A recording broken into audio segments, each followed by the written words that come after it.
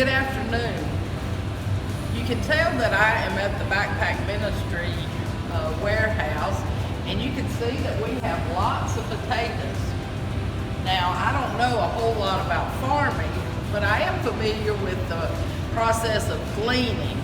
The Society of St. Andrews puts together opportunities for the gleaning to occur across the country.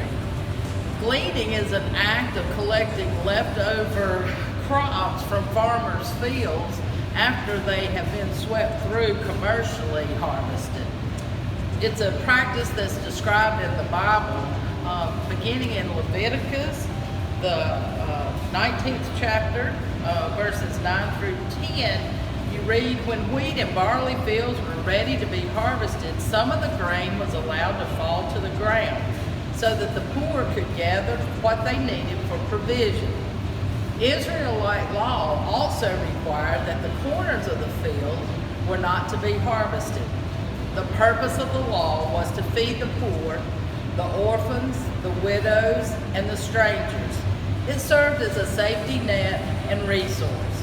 When you reap the harvest of your land, do not reap to the very edges of your field or gather the gleanings of your harvest.